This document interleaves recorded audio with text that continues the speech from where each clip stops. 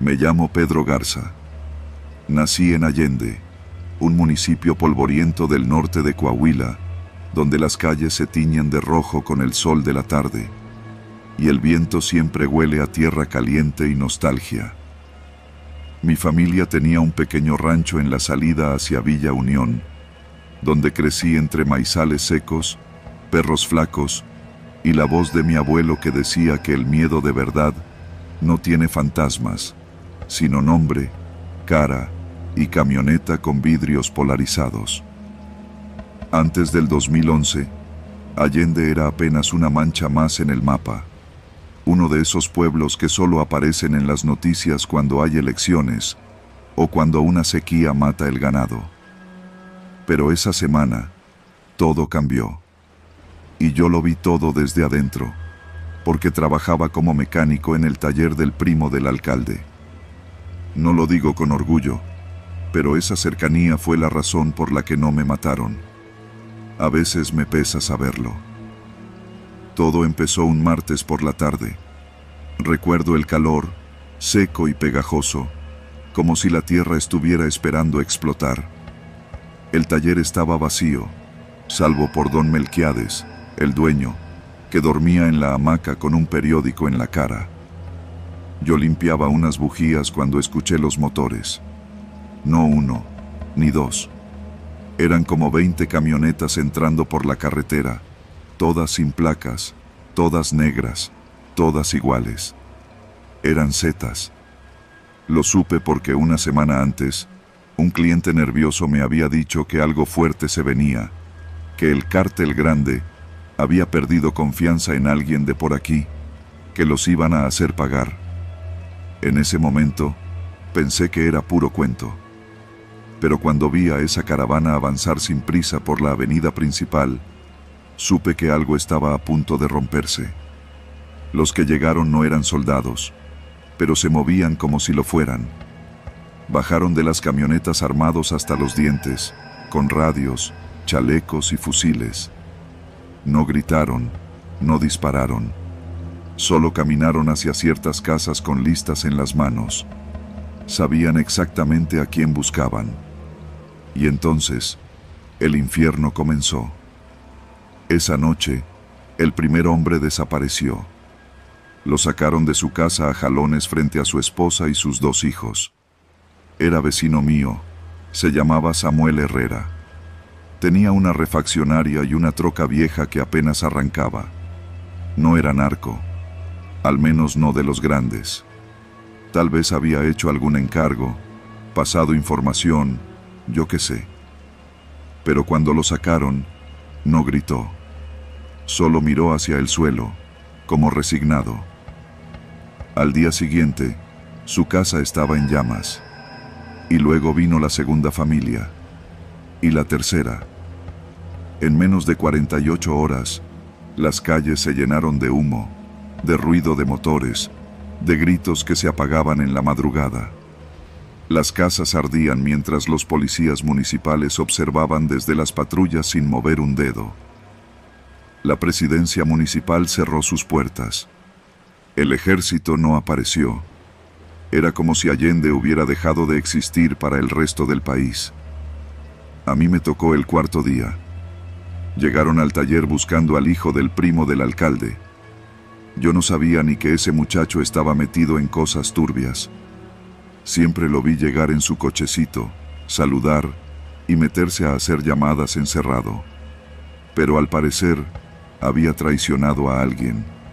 Los Zetas creían que había entregado rutas, ubicaciones, tal vez dinero. Todo por un acuerdo con la DEA. A mí no me consta, pero eso era lo que decían en voz baja.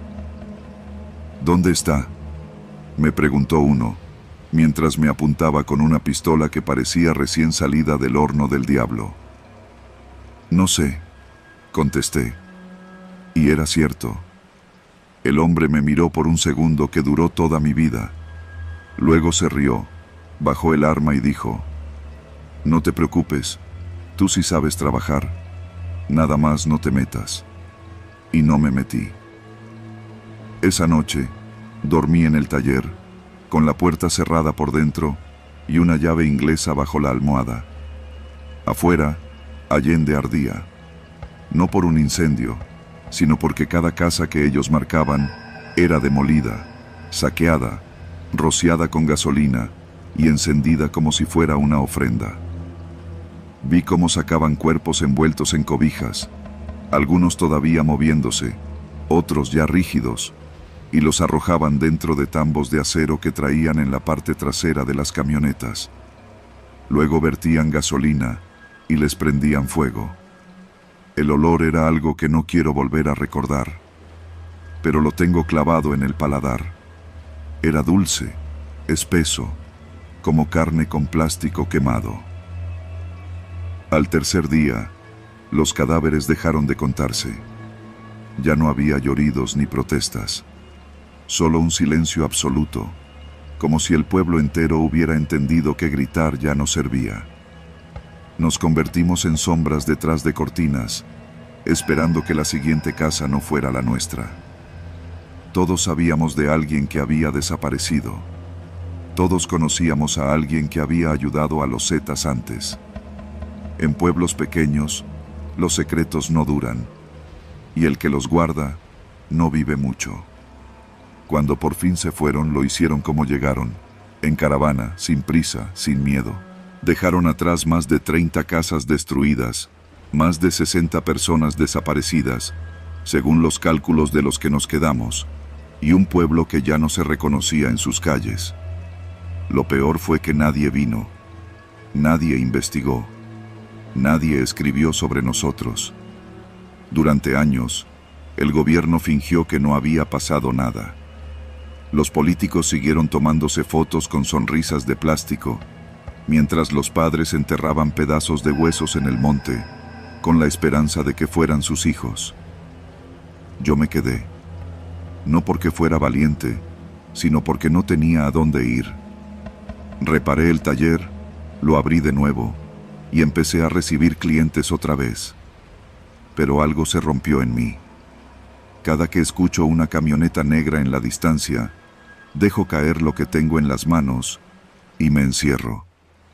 A veces me despierto gritando, a veces sueño con los tambos, a veces me imagino a Samuel, completo, vivo, vendiéndome una batería para mi coche. Nadie vino por nosotros, nadie pidió justicia, solo nos quedó el silencio y el polvo que todo lo cubre.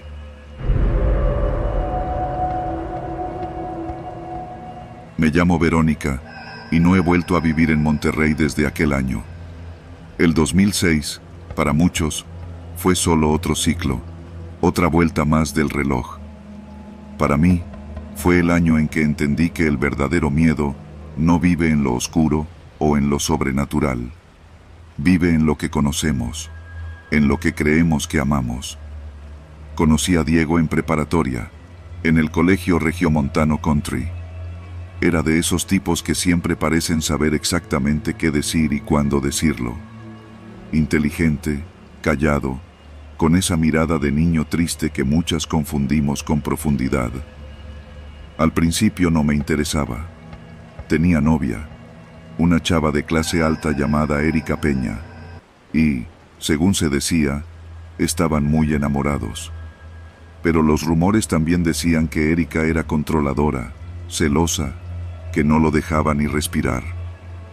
A veces lo veías llegar con los ojos rojos, con la cara tensa como si cargara más de lo que podía. Y con el tiempo, no sé cómo, comenzamos a hablar más. Primero en la biblioteca, luego en los pasillos, después mensajes en las madrugadas. Me abría su corazón como si me conociera de años. Me contaba que Erika lo trataba como a un niño, que sus papás lo veían como un accesorio para su hija, que se sentía atrapado en una casa donde todo tenía un precio. Yo escuchaba, aconsejaba, y aunque sabía que me estaba metiendo en terreno peligroso, no supe detenerme. Una tarde, Diego me invitó a su casa. Era una casa amplia, de esas típicas de San Jerónimo, con portón eléctrico y muros blancos impecables. Me dijo que sus papás no estaban y que necesitaba desahogarse. Cuando entré, vi las fotos en la sala. Erika con sus hermanos pequeños, de no más de 5 y 3 años, sonriendo como si el tiempo no pudiera tocarlos. «Son adorables, ¿no?», me dijo. «Sí», respondí, pero algo en su voz me sonó raro. Esa tarde hablamos de todo y de nada. Me hizo prometer que lo apoyaría, que no lo dejaría solo si algo pasaba. Me preguntó si alguna vez había sentido que algo dentro de ti se rompía y ya no podías fingir más. Yo, estúpidamente, le dije que sí. Y él, con una media sonrisa, solo dijo: «Entonces, sabrás por qué tengo que hacer esto». No entendí, o no quise entender. Días después, la ciudad despertó con la noticia: joven asesina a hermanos de su novia y atenta contra su vida. Me levanté con el teléfono sonando sin parar. Una amiga me mandó el enlace de la nota. Su nombre estaba ahí, su rostro en las imágenes de los noticieros. Y luego los detalles. Los niños asfixiados con cables. Erika con el cuello cortado, viva de milagro. Yo no podía creerlo. No quería. Pero en el fondo, algo en mí ya lo sabía. La policía lo capturó unos días después. Decían que había escapado a Oaxaca, que se ocultaba en casa de una amiga. Por semanas, los medios lo llamaron el asesino de Cumbres. Hubo teorías sobre un pacto suicida con Erika, sobre control mental, sobre que ella lo manipuló. Cada noticiero presentaba una nueva versión. Cada periodista parecía más interesado en vender morbo que en encontrar la verdad. A mí, nadie me preguntó nada. Y mejor así. Porque aunque no participé, aunque no supe lo que iba a hacer, algo en mí sabía que Diego no estaba bien. Y me callé. Años después, todavía sueño con esa casa, con esos pasillos silenciosos, con el retrato de los niños enmarcado sobre la chimenea. A veces despierto sudando, con la sensación de que alguien me observa desde la esquina del cuarto. No volví a Monterrey, no volví a amar. A veces me pregunto qué habría pasado si ese día no hubiera entrado a esa casa. Si le hubiera dicho que no. Si hubiera tenido el valor de alertar a alguien, de tomar en serio esas palabras que entonces me parecieron solo una metáfora dramática. Pero lo dejé entrar. Lo escuché. Le creí. Y aunque no empuñé el cable, aunque no abrí la puerta a los cuartos donde dormían esos niños, fui cómplice de su silencio, de su furia contenida, de su tragedia. Ahora tengo 32 años. Vivo sola. Cambio de número con frecuencia. No uso redes sociales. Hay días en los que logro convencerme de que todo fue un mal sueño, una historia que escuché de alguien más. Pero siempre hay algo que lo trae de vuelta. Una noticia, una mirada, una voz. A veces, es suficiente con mirar una fotografía antigua para que el pasado me atrape por completo. La última vez que vi a Diego fue en un video del juicio.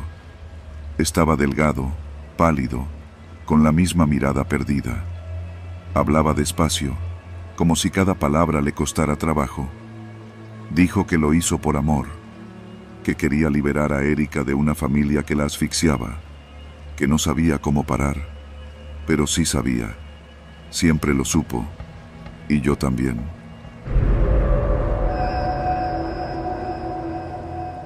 Nunca creí que mi vida iba a cambiar por un error de logística. Yo no soy periodista, ni policía, ni narco. Soy operador de tractocamión, de esos que recorren el país sin más compañía que el rugido del motor y los recuerdos que no te dejan en paz. Me llamo Víctor, y desde hace más de 15 años cruzo la República con todo tipo de carga: carne congelada, cemento, electrodomésticos. lo que pague bien. Lo que voy a contar sucedió en mayo del año 2012. No lo he contado mucho, porque hasta hoy no tengo palabras que le hagan justicia. Solo sé que desde entonces no he vuelto a manejar por la Federal 40, ni de día, ni con 2 compañeros a bordo. Esa carretera está muerta, y lo que ahí se quedó, nunca dejó de mirar. El viaje había comenzado desde Reynosa. Llevaba varias toneladas de mercancía no perecedera rumbo a Guadalajara. La paga no era la mejor, pero en esos tiempos la necesidad era una rutina que se tragaba cualquier escrúpulo. Ya había escuchado historias de asaltos, de retenes falsos, pero yo tenía esa falsa confianza de quien ha sobrevivido mucho. Pendejo de mí.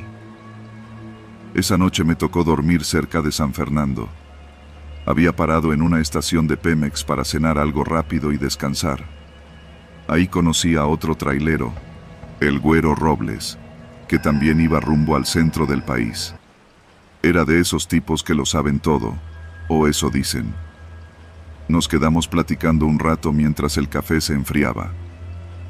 Mañana, si Dios quiere, salgo antes del amanecer. No me gusta agarrar carretera después de las 10, me dijo mientras encendía un cigarro. Por ahí andan diciendo que están tirando cuerpos otra vez, pero no han dicho nada en las noticias. Pensé que exageraba. Siempre hay rumores. Siempre hay miedo. A las 4:30 decidí arrancar. La bruma estaba pesada, como si el monte respirara. Prendí la radio, puse música norteña bajita y comencé a avanzar despacio por la Federal 40 en dirección a Cadereyta. Las llantas mordían el asfalto húmedo. El mundo estaba callado. Hasta que vi los conos. Primero 1, luego 3 más, mal puestos, como si alguien los hubiera dejado con prisa. Frené. Pensé en un retén, pero no había patrullas, ni luces, ni oficiales. Solo un maldito silencio. Bajé el vidrio. El viento olía raro. No a gasolina, no a monte. Olía a fierro viejo, como cuando cortas carne con un cuchillo oxidado. Más adelante, las luces del tráiler iluminaron algo. Primero creí que era basura. Luego, animales muertos. Pero no. Eran cuerpos. Filas. Cuerpos humanos tirados a un costado de la carretera. 40, tal vez más. No tenían cabezas. Muchos estaban mutilados, como si los hubieran arrojado con odio, con furia. Y no había sangre. Solo cuerpos ya secos, como si llevaran horas o días. No sé cómo logré frenar sin volcar el tráiler. Me bajé sin pensar. Tal vez por la inercia. Tal vez porque necesitaba entender lo que mis ojos no aceptaban. Caminé entre ellos. Todos eran hombres. Pantalones vaqueros, algunos con botas, ropa de trabajo. Uno traía una camiseta de los Tigres. Otro, un cinto con hebilla enorme. Noté que muchos tenían tatuajes. Otros llevaban mochilas pequeñas, casi vacías. Y uno tenía amarrado un zapato de niño a la cintura, como si fuera un recuerdo o una promesa. Escuché un motor. Me giré. Era un Tsuru blanco que se acercaba despacio. Por un segundo, pensé que era ayuda. Pero el coche se detuvo a unos metros y nunca bajaron las ventanas. Alguien desde dentro levantó un celular y apuntó hacia mí. Me tomaron una foto. Luego, se fueron. Sentí como el corazón se me quería salir. Volví corriendo al tráiler, como si los cadáveres pudieran levantarse y reclamarme. Subí. Cerré. Arranqué sin mirar atrás. Y manejé. Manejé hasta que la carretera se tragó los kilómetros como una serpiente hambrienta. Llegué a un retén de la Marina unas 2 horas después. Me temblaban las manos. No sabía si detenerme o seguir, pero paré. Bajé. Me acerqué al oficial más cercano. Le conté todo. El tipo me escuchó con el rostro pétreo. No hizo una sola pregunta. No diga nada a la prensa. Váyase a su casa. Esto no es suyo. Le pregunté si ya sabían. Me miró sin parpadear. Los Zetas quieren que lo veamos. Es un mensaje. Esa noche me quedé en un hotel barato de Matehuala. Me encerré. Apagué el teléfono. Y lloré. Como un niño. Lloré por los que estaban tirados. Por los que vendrán. Por mí. Porque supe que si hubiera llegado una hora antes, tal vez yo también habría terminado ahí, como parte del mensaje. Al día siguiente, la noticia estaba en todos lados. 49 cuerpos decapitados encontrados en la carretera Federal 40. Posible enfrentamiento entre cárteles. Lo decían como si fueran cifras, como si fueran estadísticas. Pero no, eran personas. Cada una tenía nombre, historia, miedo, y yo las vi. Desde entonces, no he vuelto a manejar de noche, ni he pasado por esa ruta. Cada vez que cargo mercancía, reviso 3 veces el destino. Siempre evito esa carretera, pero el recuerdo me sigue. A veces sueño con esos cuerpos, no con el horror de su muerte, sino con su silencio, con esa forma en que el amanecer los iluminaba como si aún respiraran. Los Zetas no solo dejaron cuerpos, dejaron un hueco, en todos, en quienes lo vimos, en quienes lo ocultaron, en quienes prefirieron no saber. Y ese hueco todavía huele a fierro.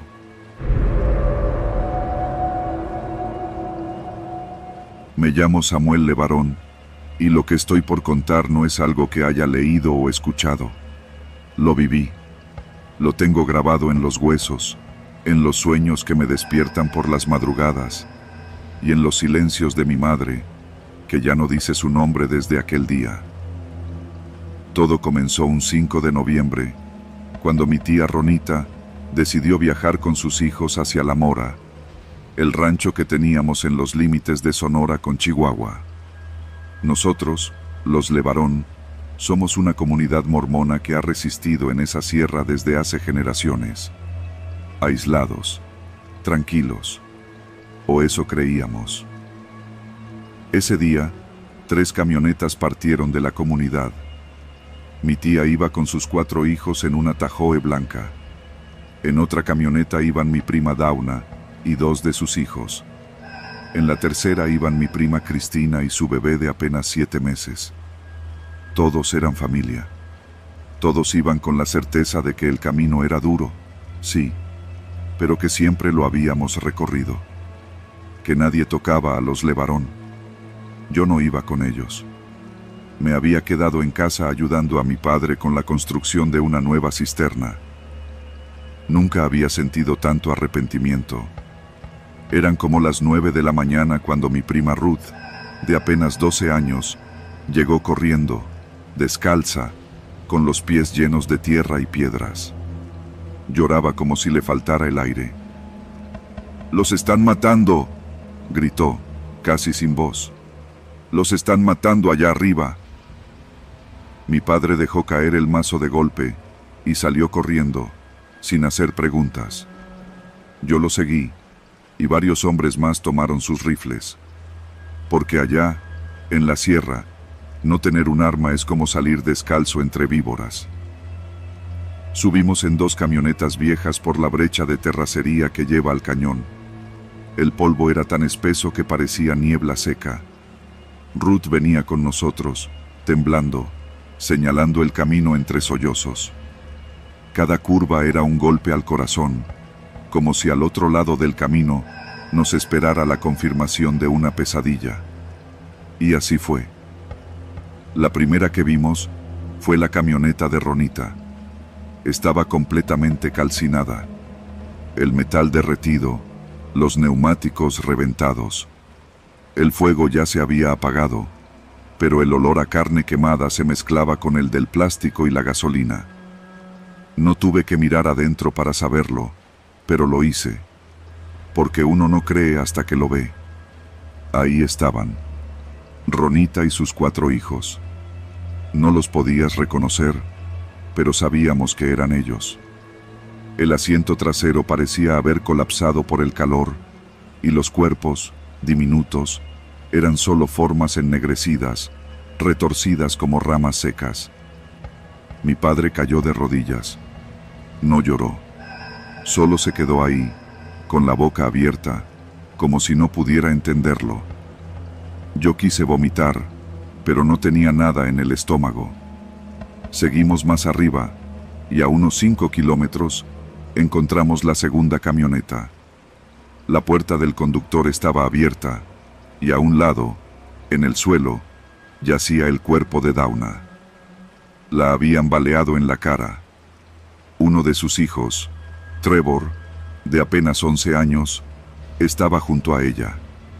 Su pequeño cuerpo tenía más de 10 balazos, como si alguien lo hubiera acribillado a propósito, no por error. Su hermanito estaba más adentro del monte, boca abajo. Tal vez había tratado de huir. El silencio del monte era insoportable. No había aves, no había viento, solo nosotros y los ecos de lo que había pasado. La tercera camioneta estaba más adelante. Cristina había sido asesinada a tiros mientras sostenía a su bebé. Increíblemente, la pequeña había sobrevivido, resguardada entre los asientos. Lloraba, deshidratada, con la cara roja, pero viva. Mi padre la tomó en brazos como si fuera un milagro entre tanto infierno. Los militares llegaron más de 2 horas después, cuando todo estaba dicho, cuando ya no quedaba nada por hacer más que recoger cuerpos. Nos dijeron que había sido un error, que los sicarios del cártel pensaron que las camionetas eran de un grupo rival. Pero eso no explica la precisión, no explica la hazaña, no explica por qué balearon a una madre que tenía a su hijo en brazos, ni por qué prendieron fuego a un vehículo con niños dentro. Después del ataque, el gobierno mandó vigilancia, helicópteros, patrullas, un teatro. 2 semanas después, se fueron, y nosotros volvimos a quedarnos solos, con nuestros muertos y nuestras preguntas. ¿Quién protege a los que viven en la sierra? Desde ese día, mis noches son un desfile de sombras. Ya no sueño con futuro. Sueño con fuego, con gritos, con el rostro de Trevor mirándome desde el monte, preguntándome por qué no estuve ahí. Pero sigo vivo, y esa es mi condena. Nos mudamos temporalmente a otro rancho en Utah, pero muchos regresamos. No podíamos abandonar la tierra donde están enterrados los nuestros. Cavamos tumbas, sembramos cruces, y cada tanto, cuando el viento sopla fuerte en el cañón, se escuchan ecos que no son del todo del viento. Dicen que los Levarón somos tercos, que somos diferentes, pero yo solo soy un joven que ya no tiene madre, ni primos, ni paz, que vigila por las noches con un rifle en la mano, esperando que el silencio no traiga consigo otra emboscada. Yo sobreviví, pero lo que vi allá arriba, en esa sierra donde creímos estar a salvo, me cambió para siempre. Y aunque aún respiro, aunque aún hablo, parte de mí se quedó allá, entre el polvo, la sangre y las cenizas.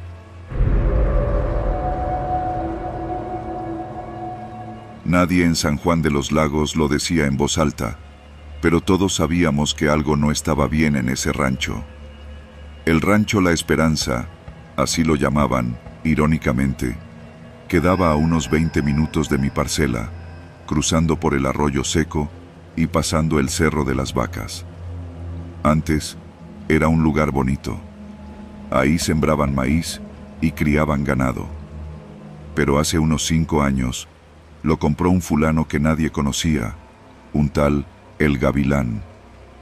Desde entonces, lo que alguna vez fue un campo abierto lleno de vida, se volvió una sombra impenetrable.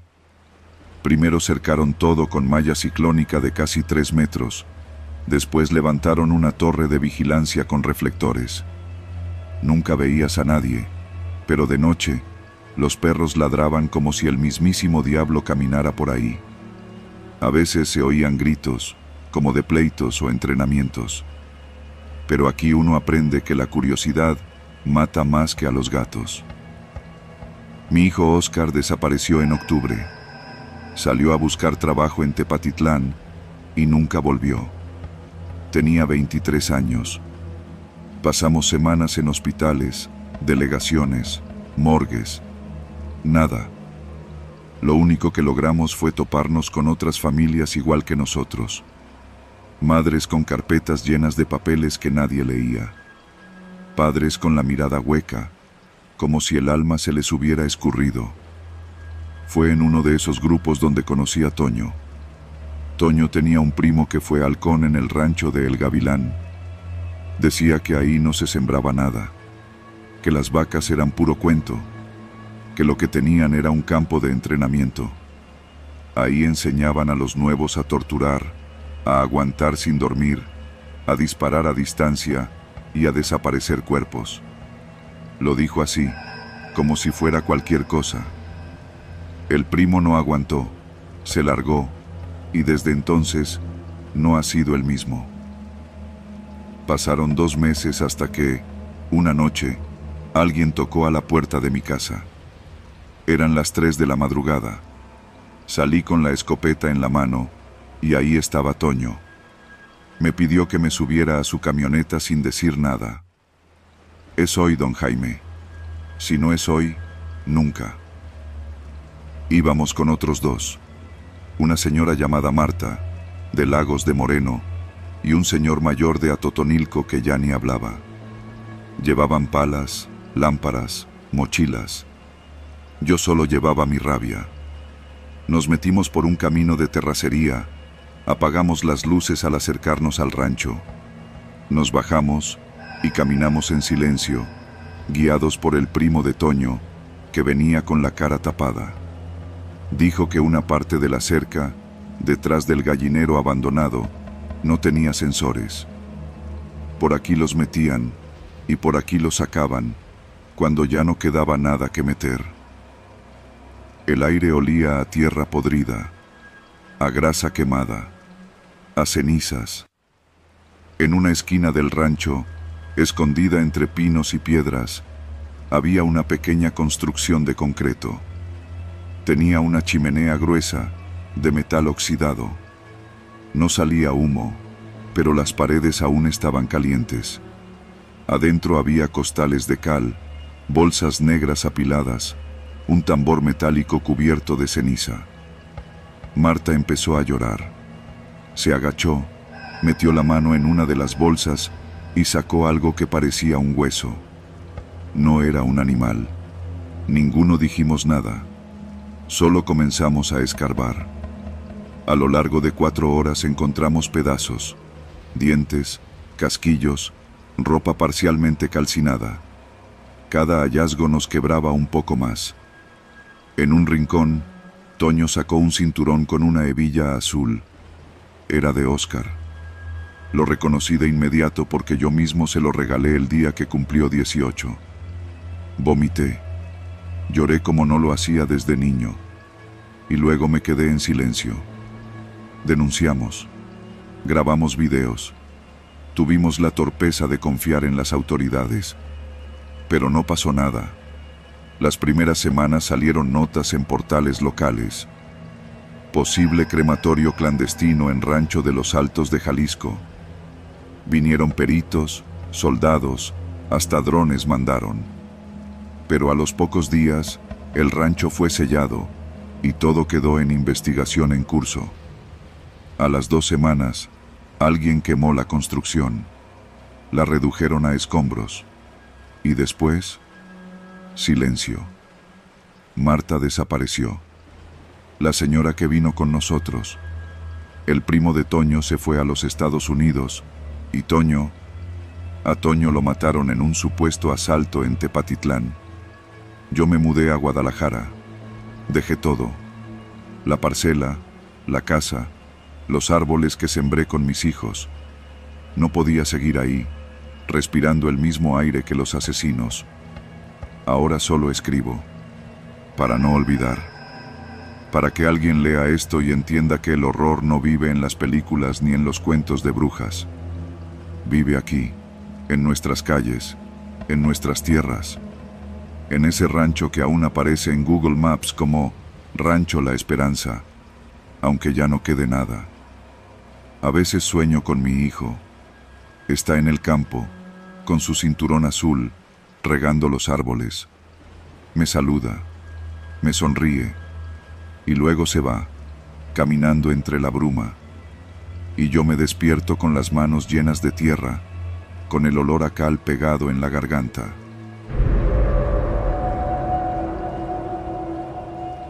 No recuerdo exactamente el día en que dejé de dormir bien, pero sé que fue después de la llamada. Sonó el teléfono de casa pasadas las 9 de la noche, una hora a la que uno ya no espera buenas noticias. No reconocí el número, pero contesté igual. La voz al otro lado era de una mujer, hablaba rápido, temblorosa. Me dijo que tenía información sobre mi hermano. Llevaba casi un año sin saber de él. Cuando desapareció, lo último que supe fue que había salido de casa de su novia, en el fraccionamiento Villas del Real, allá por las afueras de Culiacán. Su celular se apagó una hora después, y nadie volvió a verlo. La policía solo tomó la denuncia y dijo que seguro se había ido con los amigos. Mamá dejó de comer por semanas.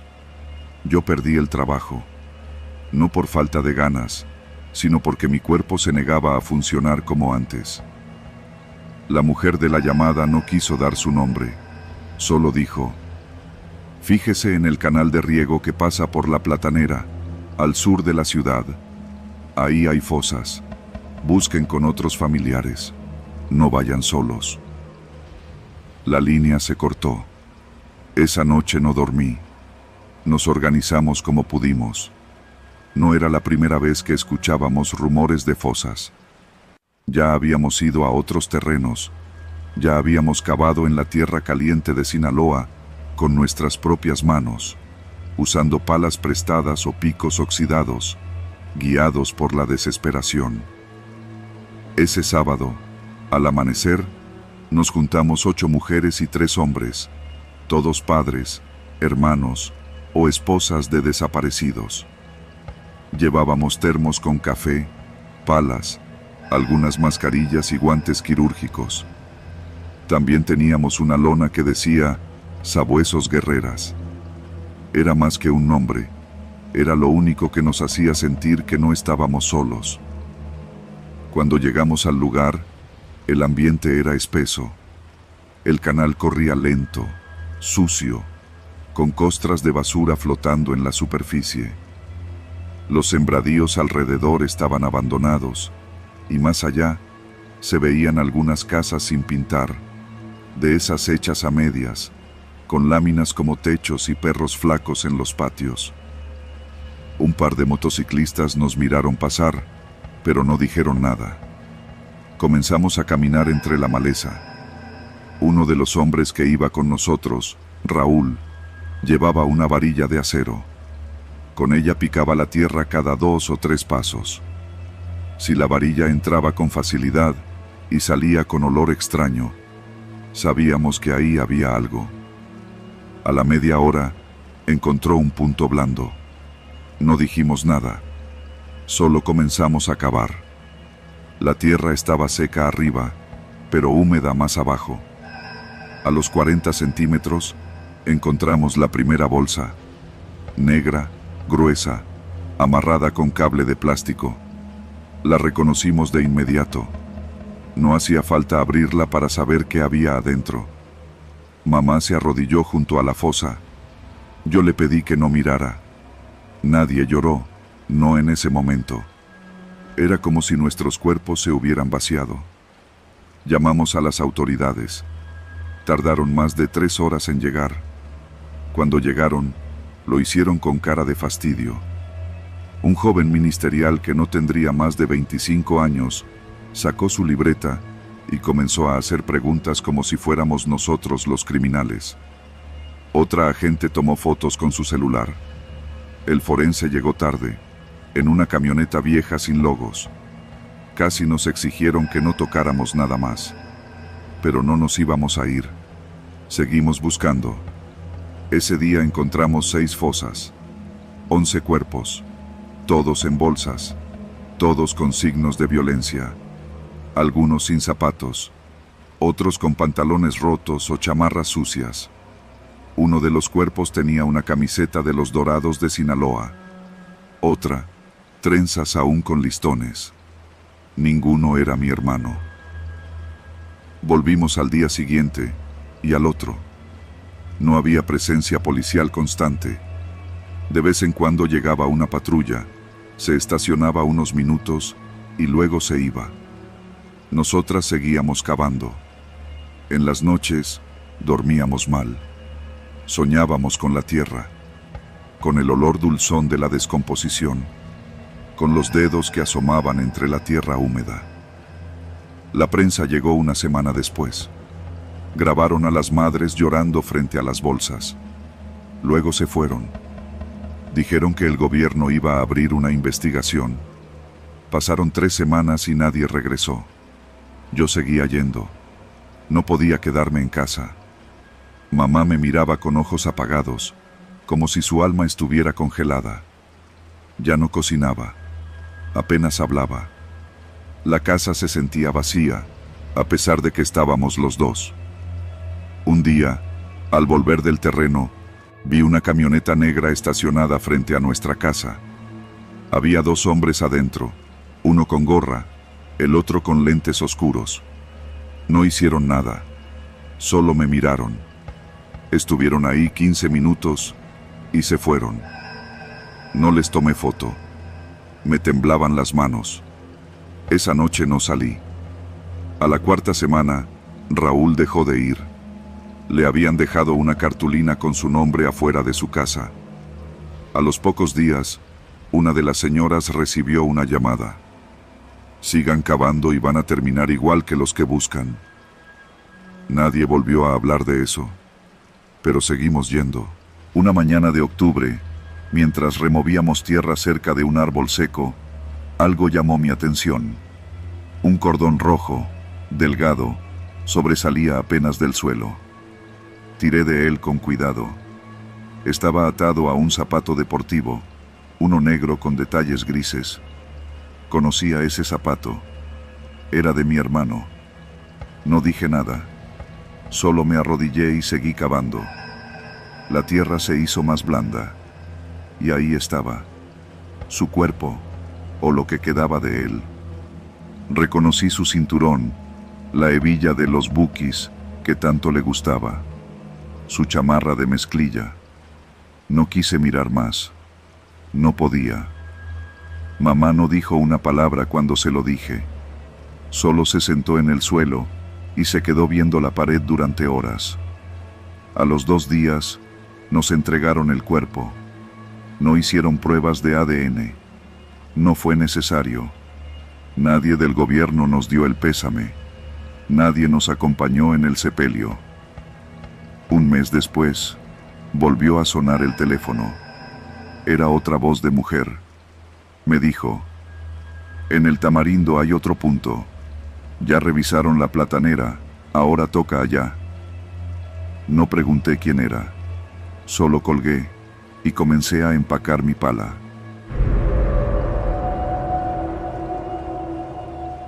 Mi nombre es Tomás Reyes. Nací en El Progreso, Honduras, en una casa sin piso, con paredes de madera corroídas por la humedad y el tiempo. A los 27 años, había trabajado como jornalero, albañil, soldador y hasta peón de camión. Ninguno de esos oficios me sacó de pobre. Cuando mi madre enfermó y no hubo cómo pagar ni las medicinas más básicas, Decidí que era hora de hacer lo que miles ya habían hecho antes que yo: seguir el camino de la bestia hacia los Estados Unidos. No para vivir el sueño americano, sino para mantener con vida a la única persona que me quedaba. Salí con una mochila con 2 mudas de ropa, un par de fotografías y una botella plástica llena de agua. En la estación de Tenosique, Tabasco, me uní a un grupo de migrantes como yo: hondureños, guatemaltecos, salvadoreños, todos con la misma mirada de hambre y esperanza. Nos llamábamos por nombres falsos, como si eso pudiera protegernos del destino. Yo era Antonio para ellos. Fue en Reynosa donde las cosas comenzaron a sentirse extrañas. Unos hombres nos interceptaron en el camino, diciendo que eran halcones y que la cuota era obligatoria si queríamos seguir. Algunos les dimos lo poco que nos quedaba. Otros, como una mujer salvadoreña llamada Julia, se negaron. Los golpearon y los dejaron tirados. No sabíamos que eso era apenas una advertencia.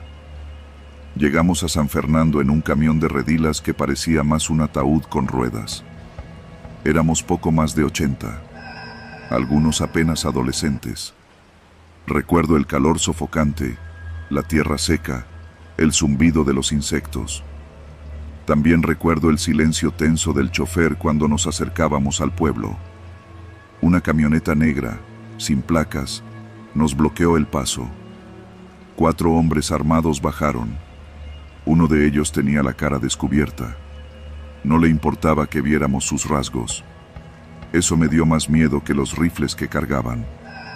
Nos llevaron a una bodega abandonada en las afueras del pueblo. Nos ordenaron sentarnos, en silencio. Al principio pensamos que era un secuestro express, que pedirían rescate a nuestras familias. Pero no, aquello era algo peor.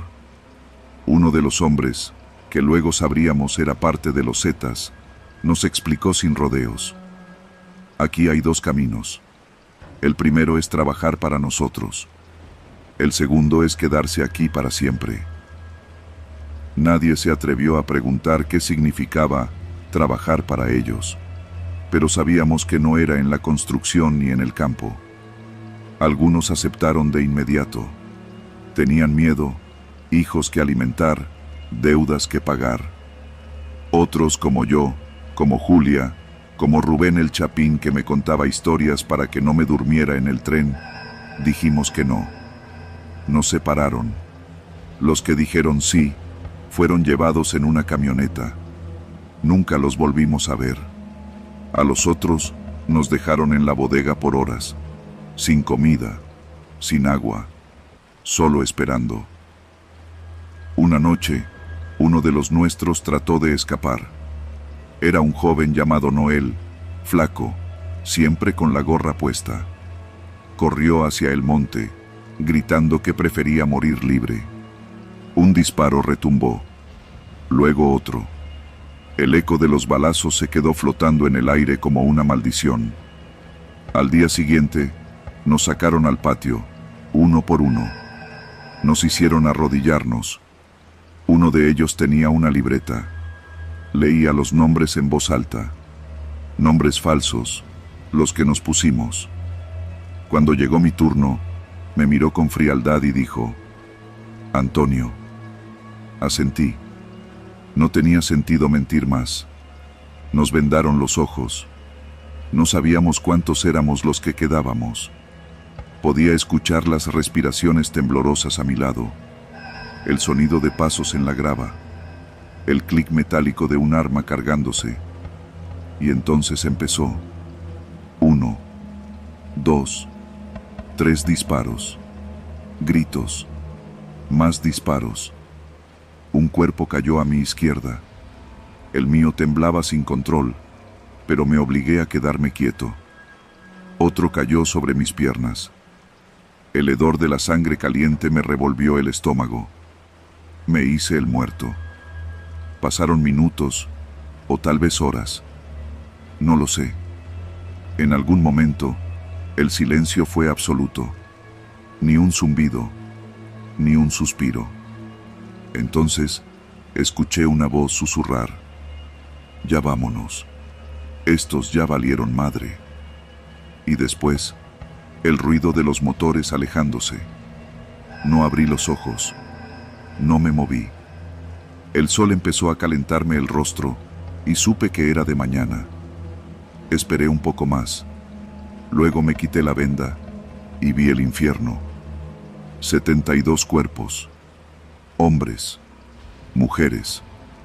Un niño que apenas tendría 13 años. Todos tendidos como bultos de carne sobre la tierra. Yo estaba cubierto de sangre que no era mía.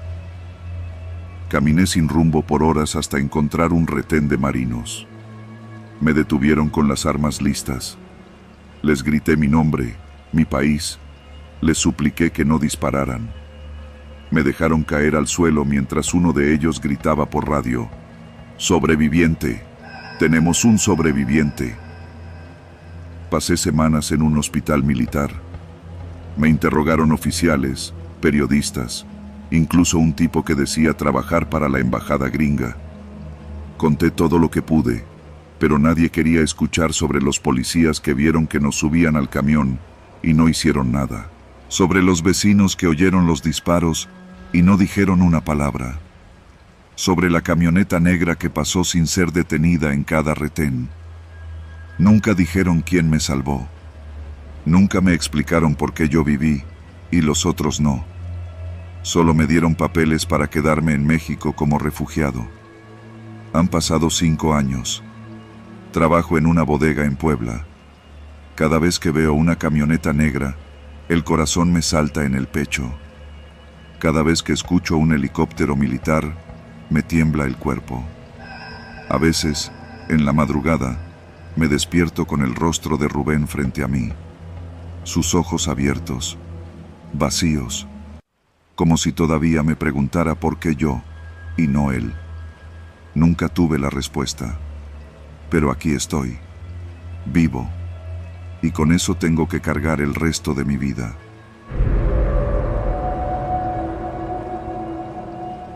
No sé exactamente en qué momento me volví invisible. Tal vez fue cuando dejé de contestar llamadas o cuando comencé a hablar menos. Uno se vuelve invisible cuando lo necesita para sobrevivir. Eso aprendí en Allende. Era el año 2011. Yo trabajaba como chofer repartidor en una pequeña empresa de materiales de construcción. Tenía mi ruta: Nava, Allende y Piedras Negras.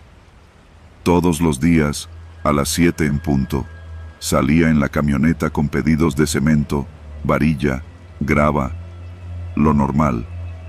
No ganaba mucho, pero era suficiente. Mi esposa, Carmen, estaba embarazada de nuestro segundo hijo, así que cada peso contaba. Vivíamos con lo justo. La mañana del 22 de marzo fue como cualquier otra. Salí con el camión cargado rumbo a Allende. Iba a dejar unos bultos en una obra cerca del centro. Lo raro fue que al llegar a la entrada del pueblo vi que la carretera estaba casi vacía.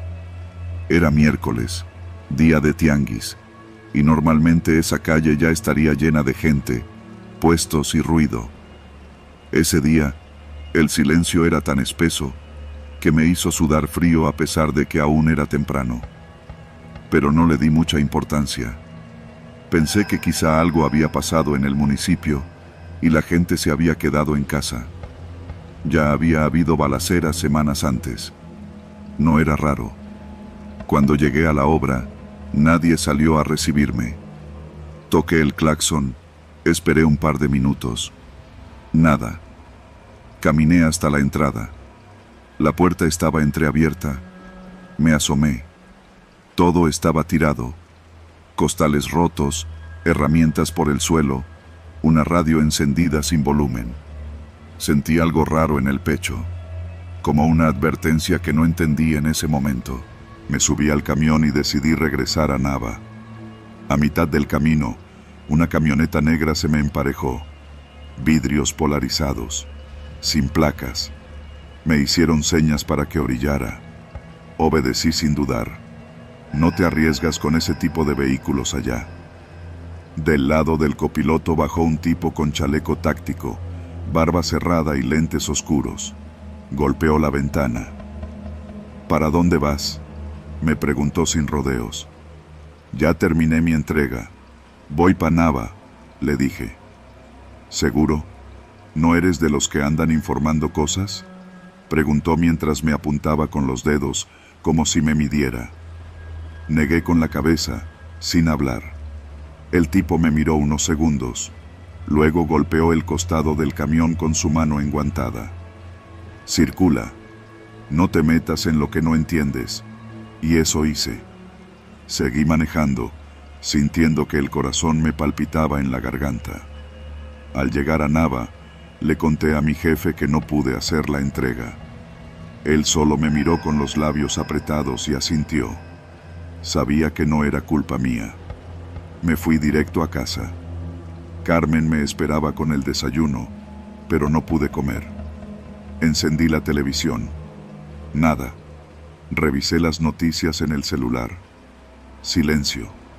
Como si Allende no existiera. Al día siguiente no regresé a la ruta. Nos mandaron a hacer inventario en la bodega. Nadie quería ir a Allende. Uno de los compañeros, Gerardo, dijo que un primo suyo había desaparecido con toda su familia. Se los habían llevado unos hombres armados. Así, sin más. Pasaron 3 días sin información oficial. Los rumores crecían como plaga, que habían quemado casas, que estaban cavando fosas, que las camionetas de los Zetas recorrían las calles como si fueran dueños del municipio.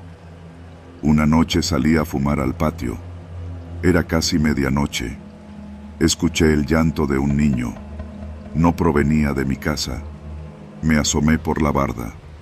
Al fondo de la calle, una señora de edad caminaba sola, descalza, con un bulto en brazos. Me vio. No dijo nada.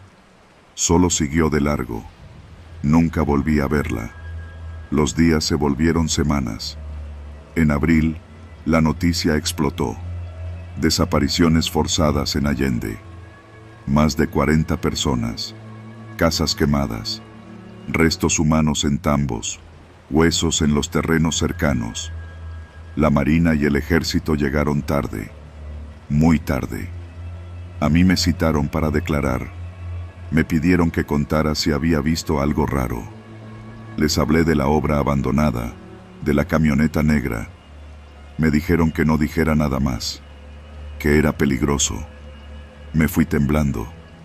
Al salir del Ministerio Público, vi al tipo del chaleco táctico parado junto a una patrulla, hablando con un comandante. Me miró. Sonrió. Yo solo bajé la mirada y apreté el paso. Después de eso dejé el trabajo. No salía de casa. Vivíamos con miedo. Alguien había rayado nuestra barda con un aceto. Era una advertencia. A las 2 semanas nos fuimos. Dejamos Nava con lo poco que cabía en el coche. Nos fuimos a Torreón, donde una tía de Carmen nos ofreció techo. Nunca regresamos. Años después, vi un reportaje en la televisión. Salían imágenes aéreas de Allende, casas calcinadas, muros perforados, terrenos desiertos. Uno de los predios mostraba una plancha de concreto donde antes había una casa. Allí, dijeron, encontraron dientes humanos entre las cenizas. Reconocí la calle. Era donde debía haber dejado aquel pedido de cemento. A veces me pregunto qué habría pasado si me hubieran obligado a entrar, si me hubieran confundido, si ese día no hubiera regresado. A veces sueño con la mujer descalza y el bulto en brazos. En el sueño, me acerco a ella y cuando levanta la cara, tiene los ojos quemados y me dice, «Tú sí regresaste. Ellos no. No sé si fue suerte o cobardía. Lo único que sé es que no quiero volver a pisar Allende».